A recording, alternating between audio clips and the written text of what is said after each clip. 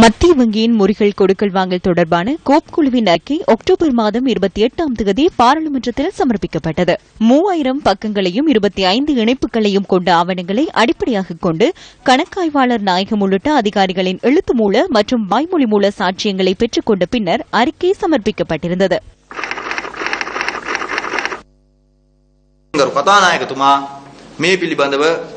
அடுத்த பாராளுமன்ற அமர்வின் போது திகதியொன்றை தீர்மானித்து சபாநாயகர் இதனை விவாதத்திற்கு எடுத்துக் கொள்ள வேண்டும். அதன்போது முன்வைக்கப்படும் சிபாரிசுகளுக்கு அமைய அடுத்த கட்ட செயற்பாடுகள் இடம்பெற வேண்டும். புது வருடத்தில் பாராளுமன்றம் ஆரம்பிக்கும் போது முதலாவது செயற்பாடாக இதனை செய்ய வேண்டும். பிரதமர் இதனை சட்டமா அதிபரின் கவனத்திற்கு கொண்டு சென்றுள்ளார். சட்டமா அதிபரால் எடுக்கப்படும் நடவடிக்கைகள் தொடர்பில் வேறு பிரச்சினைகள் உள்ளன.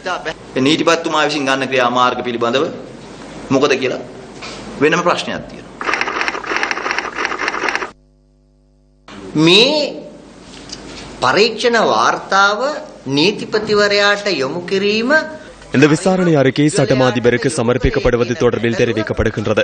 சரியான நபருக்கா அது சமர்ப்பிக்கப்பட்டுள்ளது என்பது தொடர்பில் பிரச்சினை உள்ளது. சட்டமா அதிபருக்கு இந்த அறிக்கை செல்ல முன்னர் இடம்பெற வேண்டிய சில விடயங்கள் உள்ளன. விடயங்களை ஆராய்ந்து கோப் குழு அறிக்கை ஒன்றை முன்வைத்தது. அதன் பின்னர் என்ன செய்திருக்க வேண்டும், இது குறித்து விசாரணைகளை மேற்கொள்ள முடியுமான ஒரு சபைக்கு இதனை அனுப்பியிருக்க வேண்டும். நமது நாட்டில் லஞ்ச ஊழல் விசாரணை ஆணைக்குழு, குற்றப்புலனாய்வு திணைக்களம், FCID, ஜனாதிபதி விசாரணை ஆணைக்குழு போன்ற விசாரணைகளை மேற்கொள்ள முடியுமான அமைப்புகள் உள்ளன.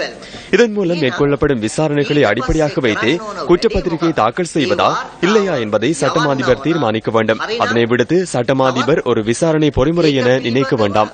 தனக்கு கிடைத்துள்ள கோவையை மாத்திரமே அவர் அவதானிப்பார். அந்த கோவையை பார்த்துவிட்டு இதற்கு எதிராக குற்றவியல் வழக்கு தாக்கல் செய்ய முடியாது என்று தீர்மானித்தால் அதற்கு அப்பால் இந்த விடயம் தொடர்பான விசாரணை இடம்பெறாது. ஆகவே இது குறித்து பாராளுமன்றத்தில் விவாதிக்க வேண்டும். ஜனாதிபதி ஆணைக்குழு மூலம் திருப்தி அடைய முடியாவிட்டால் மாத்திரம் பூரண அதிகாரமுடைய குற்ற விசாரணை ஆணைக்குழு ஒன்றை நியமிக்க வேண்டும். அதனை விடுத்து இடம்பெறும் செயற்பாடுகளினால் பலனில்லை. කියමනක් තිබෙනවා නීතියේ දූෂණයට විරුද්ධව නැගී හිටින ஊழலுக்கு எதிராக செயற்படும் நபர்கள் தூய்மையானவர்களாக இருக்க வேண்டும்.